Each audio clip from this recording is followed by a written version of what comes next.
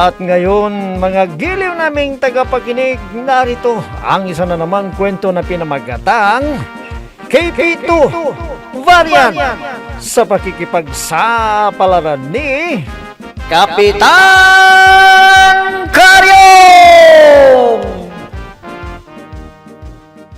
Frontliner, Maganda ang mungkahi ni Kapitan. talagang maganda yung mungkahi ni Kapitan ngayon. Anong masasabi nyo, mga kasama? Mga kasama, okay na ba sa inyo ang sinabi ko tungkol kung paano iwasan ang pagkalat ng bagong COVID variant, yung kipito o yung flirt? Oo, Kapitan. Maganda po ang mungkahi ninyo. Maganda po. Ganun na lang ang gagawin natin para maiwasan ang pagkalat ng bagong variant na yan. Okay, kung ganun, sumasang-ayon kayo sa lahat ng sinabi ko. Opo naman, Kapitan. Sigurado naman matutuwa ang mga kamaragay natin sa plano na. Sasabihin nila nga talagang masipag kang, Kapitan. Ay, total ako dyan! Hindi pwede yung binabalak mong gawin, Kapitan Karyong! Ikaw na naman.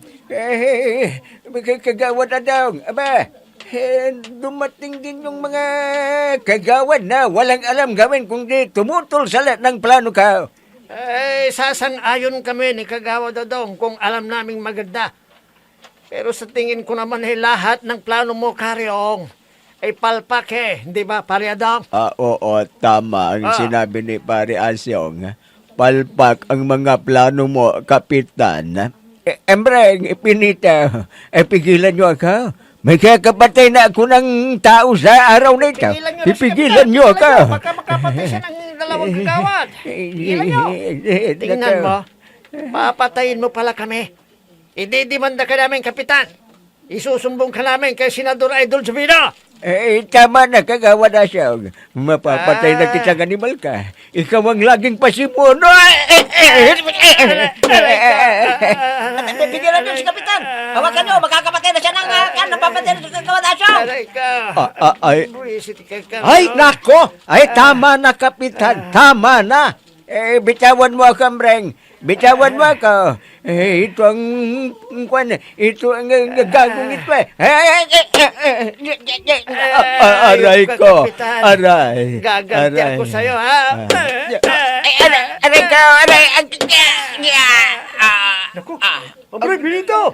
Tulungan niyo si Kapitan, mapapatay ni Kagawa daw siyang bigilan niyo! Mapapatay niya! Ambrek, halika! Mapapatay niya! Tulungan natin dalhin sa pulinarya si Kapitan! Ay, Tugod sige. natin sa ospital! Halika! Bilisan mo! Halin natin sa punerarya. Ay, sa ospital. Ano pang ginagawa ninyo, Ambrek, Benito? Mapapatay na si Kapitan! Ang bagal-bagal niyo, sige na! Huwag niyo nang isugod sa ospital yan! Patay na yan Tumawag na lang kayo ng punerarya!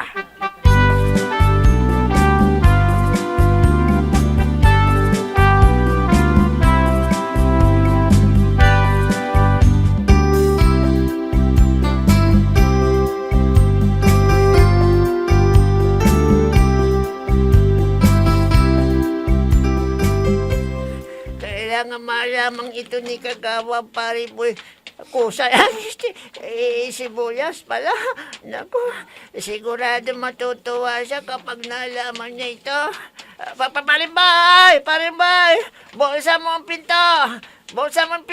Bilisan mo! Ito nga, anong bubuksan na sinasabi mo yan?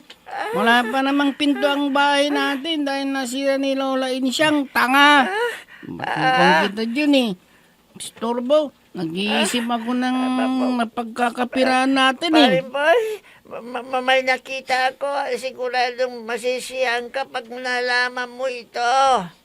Ano ba yung nakita mo, Aber? Ha? Bilisan mo dahil may iniisip pa ako. Parimbay, si Kapitan Karyong nakita ko. Binubog ni Kagawa Kasyong. Naku, kawawa siya. Ano? Oo. Totoo ba yan, Bonjeng? Baka fake news na naman yan. Palalayasin kita dahil ako ang gumastos dito sa barong-barong natin na ito. Hindi fake news, pare. Totoo ang sinasabi ko. Naku, kung gusto mo, tingnan mo para maniwala ka sa sinasabi ko. Hindi ako nasisinungaling. Ayos, ganun ba? Oh, Parang nakaganti na rin tayo sa mukong nakapitan na yun. Halika, Bonjing, samahan mo ko. saan na naman tayo pupunta, pare? Pupunta tayo dyan sa bahay ng Kagawad Asyong. Dalian mo. Nako, parang ang layo-layo ng bahay ni Kagawad Asyong. Katabi lang naman natin siya. Oo, alam ko. Pero halika na. At gagatungan natin siya para lalong awayin niya si Kapitan.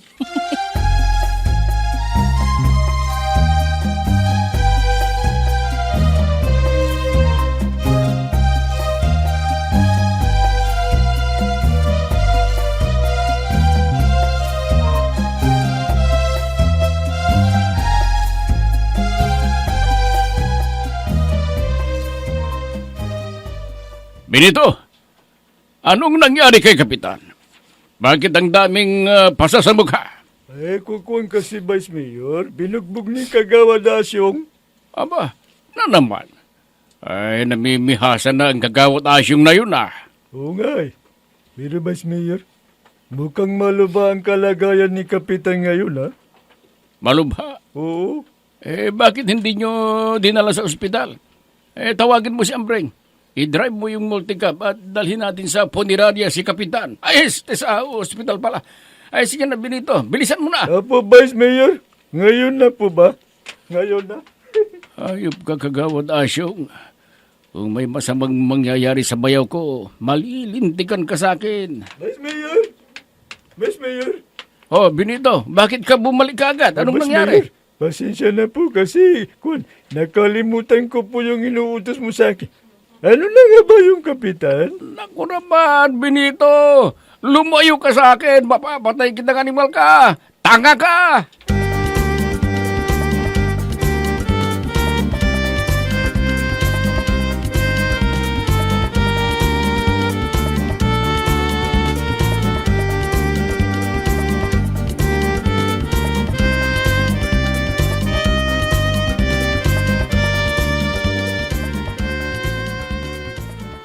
Ano naman ba ito? Ang tagal naman ng doktor. Mamamatay na si Kapitan. Hindi pa inaasikaso. Susubukan ko ulit tumawag ng nurse o doktor. Ay, tulungan niyo ako! Tulungan niyo ako! Buhatin natin si Kapitan! Doktor! Nurse! Tulungan niyo ako! Naku, talagang walang pumapansin sa akin. Baka mamatay na si Kapitan nito. Mga bingi yata ang mga nasa doktor dito eh. Ano ba naman ang ospital na ito? Ospital? Ha? Dahil doktor! Nurse, tulungan niyo ako! Baka mamatay na ang pasyente! Doktor! Doktor! Ha?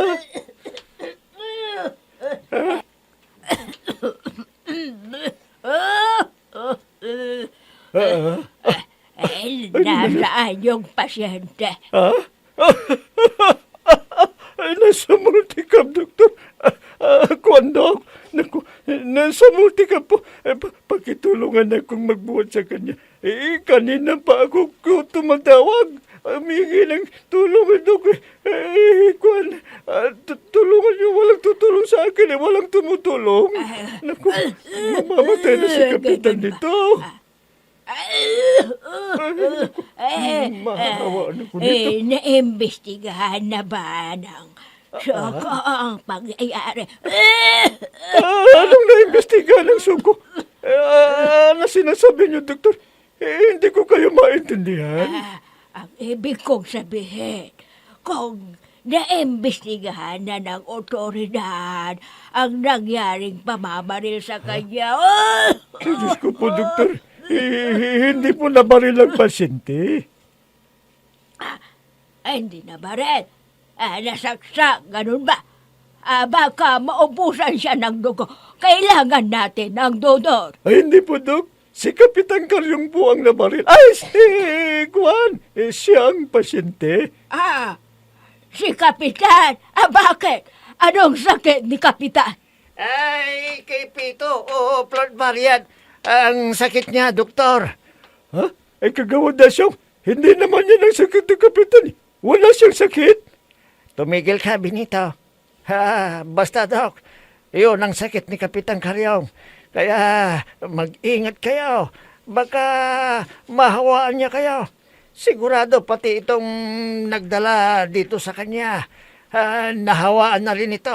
Kaya ipahuli ninyo na rin siya sa kinauukulan. Ha? Creepy variant? Ha? Gwardiya!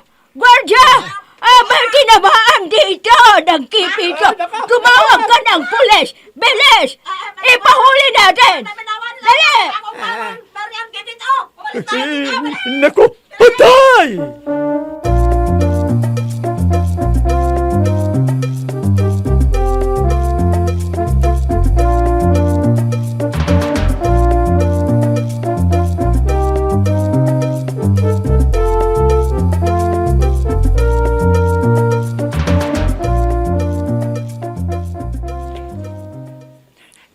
Paring boy, nakita mo ba nakita ko?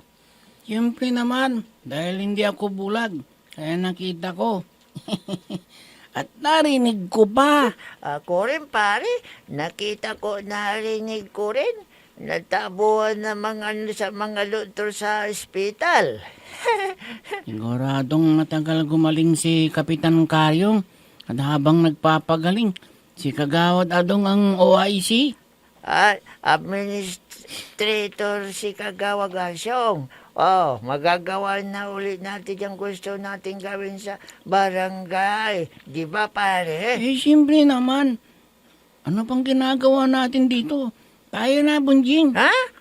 Saan na naman tayo pupunta pare?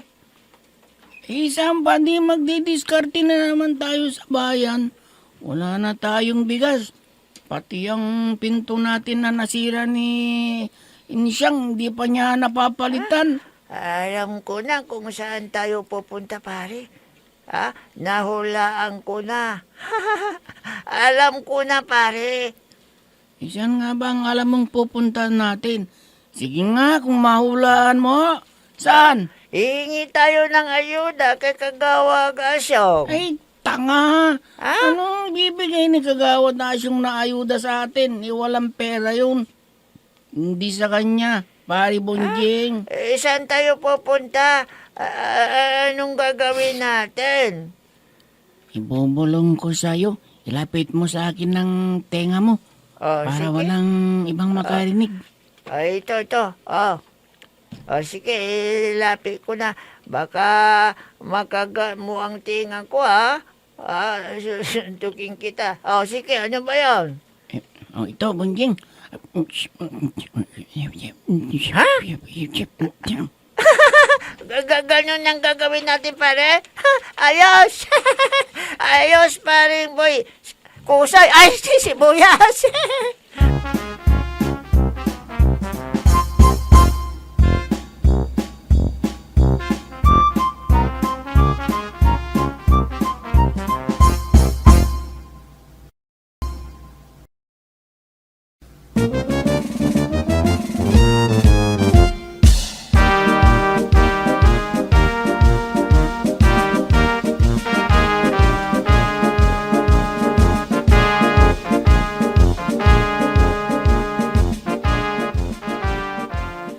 Sobra na talagang Kagawad Asyong na yon.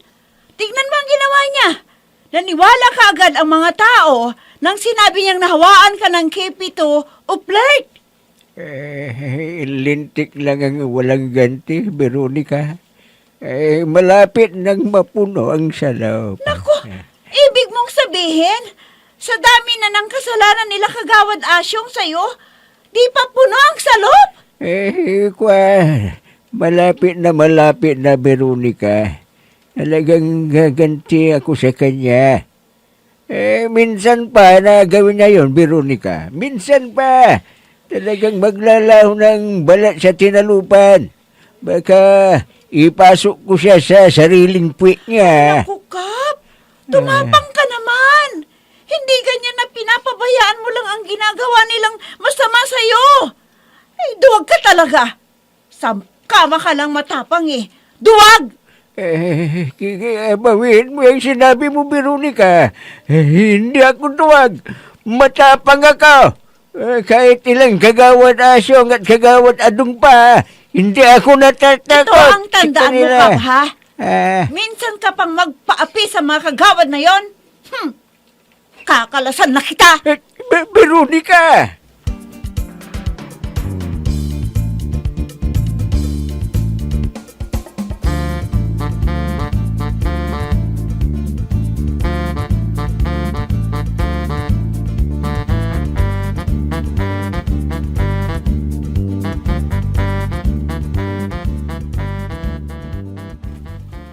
Ay, mga kapatid! Kilala niyo ba si Siya? Ay, dako. Ang mga tao talaga, oo. Walang magawa. Iba na naman ang sinasabi nila. Ayan na naman ang mga marites na ito. Si Shasha na naman ang topic nila. Wala namang kasalanan yung tao sa kanila. Pinagkakalat ang nangyari sa kanya. Ang mga marites talagang ito, oo. Wala nang ginawang mabuti, kundi manira ng karangalan ng kapwa. Nako, mabuti naman at nandito ko na sa tindahan. Oo, Darwina, kanina pa ako rito. Nakapaglinis na nga ako, oh. Hayan, pinunasan ko na ng basang-basahan ang mga takip ng garapon na pinaglagyan natin ng panindang candy. At pinunasan ko na rin ng alkohol para siguradong mamamatay ang bagong virus. Yung KP2 o yung plague ganun na ba, tita? tinatawag nila. Nako, maganda yata ang gising mo ngayon, tita. Ang sipag-sipag mo! Siyempre naman, araw-araw naman ganyan eh. O, siya nga pala, alam mo na ba ang balita tungkol kay Kapitan? Ay, oo naman, tita. Nako, salbahe talagang kagawad na asyong na yun, saka si kagawad na dong. Mga pasaway. Okay, dapat bigyan sila ng leksyon, ano? Nako, si Kapitan kasi, napakabait. Ay, nako, kung ako lang ang kapitan, nako, baka kung ano nang nagawa ko sa kanilang dalawa. Ay, alam mo, Darwina, dyan ako humahanga kay Kapitan eh. Napakabait, kaya... Kaya, na-inlove ka sa kanya? Ganun ba, tita? Oo naman. Ikwan. Ay, soy, tita, ha? Binabalaan kita. Baka makipag-date ka na naman sa kanya, nako. Isusumbong na kita kay tita ang hiling. Tatawag yun. Wag naman, Darwina. Ay, nako. Ayaw kong tumira doon sa kanila ngayon dahil nilayasan siya ng katulong. Siguradong ako ang gagawing katulong doon. Kaya dito na lang ako. Kung ganon, magpakabait ka, tita. Dahil kung hindi, talagang isusumbong na kita.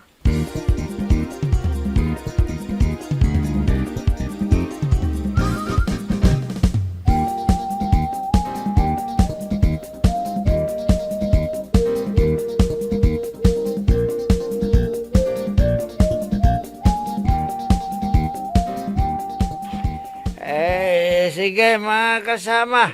Ha? Inom lang kayo. Sky's the limit, ha? Huwag kayong mag-alala. Malapit na ako maging kapitan. O, tulad ngayon. Wala si Kapitan Karyong. Naka-quarantine. No. Sinong tatayong kapitan? Ay, alam niyo pala eh. Ay, mabuti alam niyo.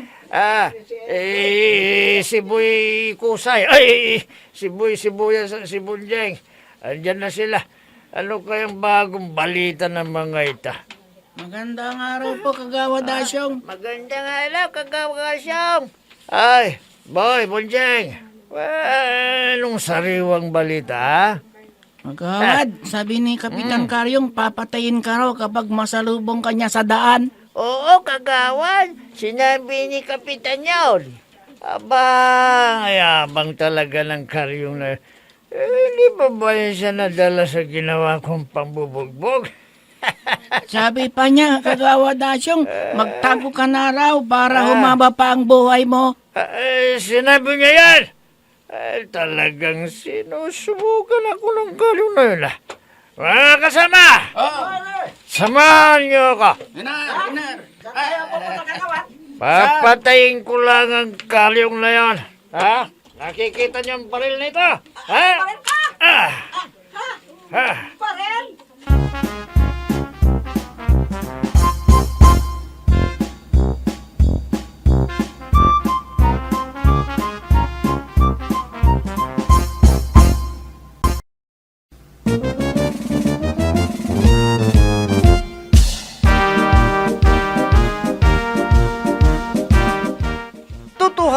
kaya ni Kagawa Dasyong ang kanyang sinabi. Mga mahal naming tagapakinig, abangan ng susunod na kabanata ng ating kwento na pinamagatang KP2 Valiant sa pakikipagsapalaran ni Kapitan Karyong! Mga nagbibigay buhay sa ating dula ay sina Mayra Abrihal Narnola, Susan Malikdam, Robert De Guzman, Amit Diaz, Oscar Ora, Jun Cabato, technical supervision at sa musika ni Oscar Ora, nilapatan ng tunog ni Robert De Guzman, mula sa panulat at direksyon ni Oscar Ora, Kapitan Karyong! Inihahandog sa inyo ng F3 Recording Studio para sa pambansang radyo ng Pilipinas, Bombo Radio Philippines!